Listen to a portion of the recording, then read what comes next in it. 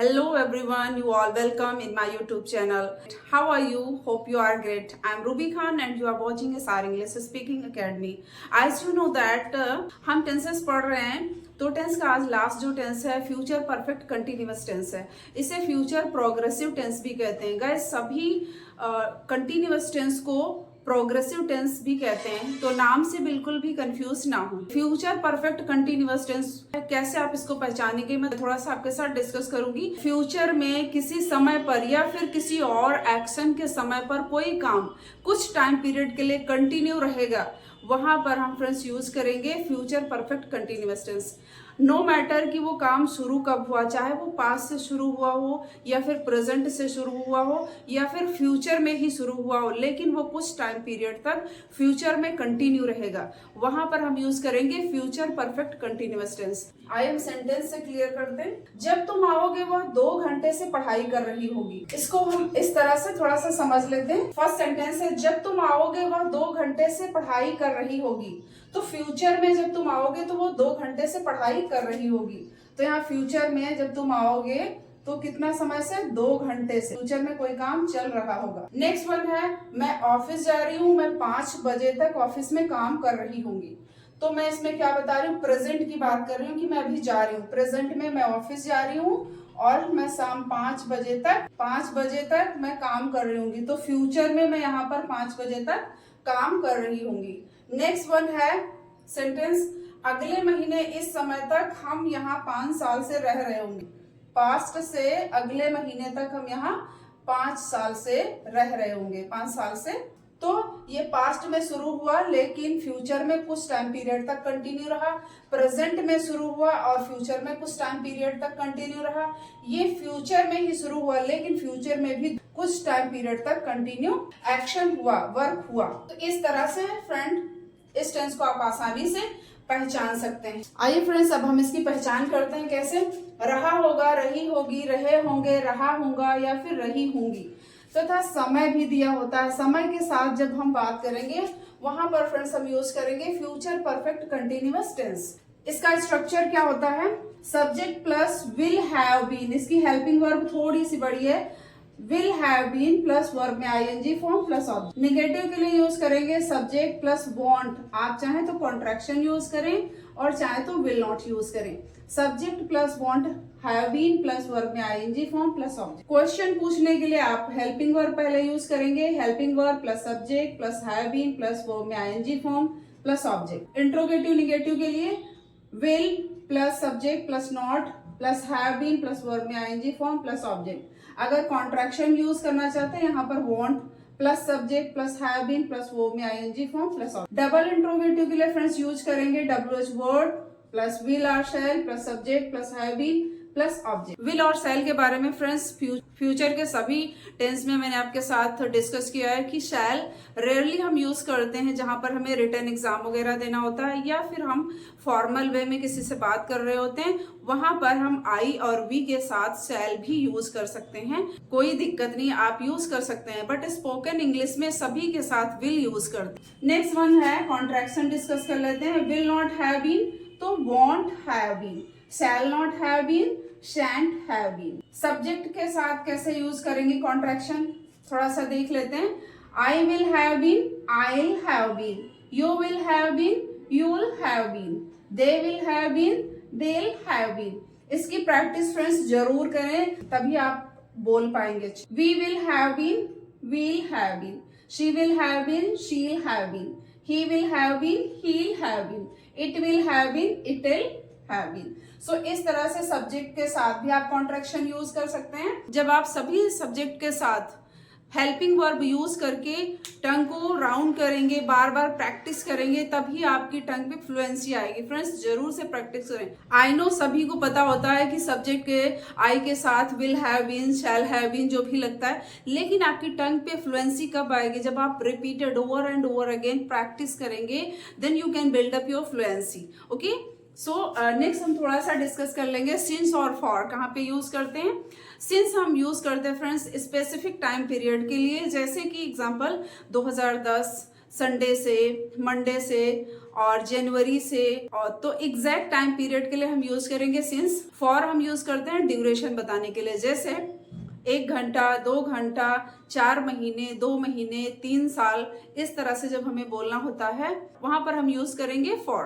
Okay, चलिए अब हम सेंटेंस की प्रैक्टिस करते हैं। फ्रेंड्स, अगर आप हमारे चैनल पर नए हैं तो जरूर से सब्सक्राइब करिए और अपना फीडबैक जरूर दीजिए। आपकी सपोर्ट के बिना मैं इस चैनल को नहीं रन कर सकती। आप सबका सपोर्ट मेरे लिए बहुत काफी है। सभी वीडियोस की लिंक आपको डिस्क्रिप्शन बॉक्स में मिल जाएगी और वॉच करिए। मैं जितनी भी वीडियोस बनाती हूँ वो नेचुरल, वो जो लैंग्वेज से रिलेट करते हुए सेंटेंस होते हैं, मैं कोशिश करती हूँ वही सारे सेंटेंस आपके टेंसेस में यूज करके प्रैक्टिस करवाऊं। So please like and subscribe my channel. आइए अब हम सेंटेंस की प्रैक्टिस करते हैं आपके साथ। वह पढ़ाई कर रही होगी, तो सिंपल ये फ्यूचर कंटिन्यूअस हो गया, she will be studying. Next one है जब तुम आओगे वो 2 घंटे से पढ़ाई कर रही होगी। फ्यूचर में जब तुम आओगे ना वो 2 घंटे से पढ़ाई कर रही होगी। यहाँ पर जैसे ही टाइम मेंशन हो गया तो फ्रेंड्स ये बन गया फ्यूचर परफेक्ट कंटिन्यूअस टेंस। आइए इसको ट्रांसलेट करते हैं। She will have been studying for 2 hours when you arrive. पहला जो है सेंटेंस एक्शन कंटिन्यू है, उसके लिए हम यूज करेंगे will have been, means future perfect continuous tense. और दूसरा जो सेंटेंस है, इसमें 2 सेंटेंस है, जो दूसरा सेंटेंस है तो वो हम यूज करेंगे प्रेजेंट इंडेफिनिट में, when you arrive. Once again repeat this sentence, she will have been studying for 2 hours when you arrive. Next one है मैं ऑफिस जा रही हूँ, मैं 5 बजे तक ऑफिस में काम कर रही होंगी। I am going to the office. I will have been working by 5 o'clock. Next one है अगले महीने इस समय तक हम यहाँ 5 साल से रह रहे होंगे। At this time next month we will have been living here for 5 years. He will have been traveling all day. He will have been traveling all day when he finally get here. जब वो finally यहाँ पहुंचेगा वो पूरा दिन यात्रा कर रहा होगा। नेक्स्ट सेंटेंस अगले साल दिसंबर में उसकी शादी के 6 साल हो रहे होंगे। Translate and right in the comments, ये आपका होमवर्क है। फ्रेंड्स, इसी को अगर आपको नेगेटिव में करना है तो आइए देखते हैं। शी विल हैव, यहाँ पर इन दोनों के बीच में फ्रेंड्स हम यूज करेंगे नॉट। आप चाहे तो कॉन्ट्रैक्शन यूज करें, चाहे तो आप ऐसे। She won't have been studying for 2 hours when you arrive. I am going to the office. I won't have been working by 5 o'clock. At this time next month, we won't have been living here for 5 years. He won't have been traveling all day when he finally get here. Interrogative में बनाएंगे तो कैसे बोलेंगे? Will she have been studying for 2 hours when you arrive? Next one, will I have been working by 5 o'clock? At this time next month, will we have been living here for 5 years? Will he have been traveling all day when he finally get here?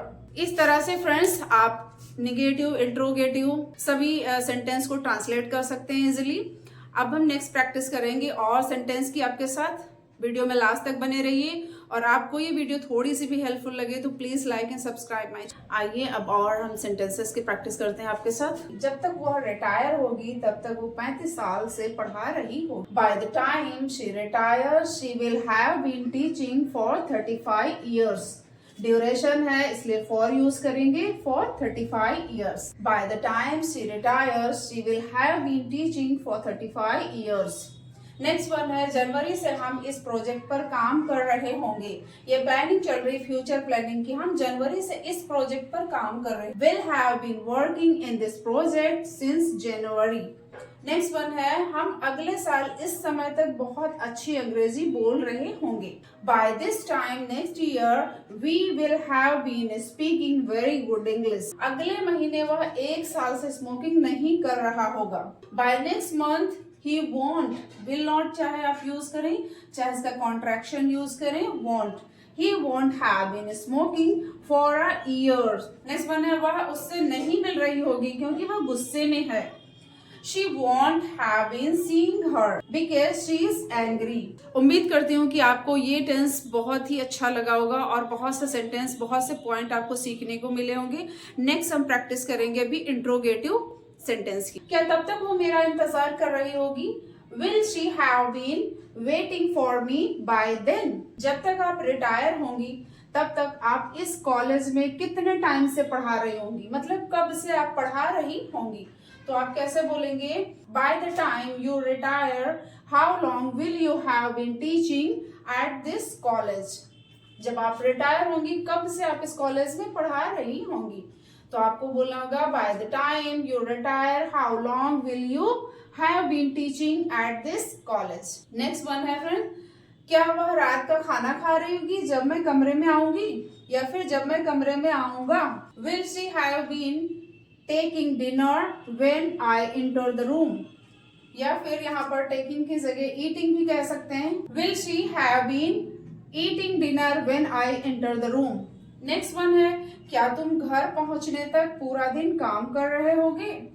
Will you have been working all day when you get home? क्या वे लोग 3 महीने से बाहर enjoy कर रहे होंगे? ये sentence आपके लिए, right in the comments.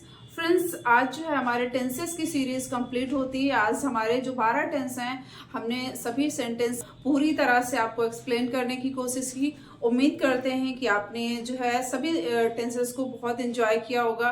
May be कहीं पर हमने मिस्टेक की हो, क्योंकि ऑन कैमरा कभी कभी ऐसा होता है कि पॉइंट मिसिंग हो जाते हैं, because offline journey 7 to 8 year experience है, बट जो हमारा ऑनलाइन है, ऑनलाइन अभी 2-3 महीने से हम जो है टीचिंग कर रहे हैं। शायद कहीं कुछ गलतियां हो गई हों, तो एडवांस में आई अपोलोजाइज टू यू ऑल।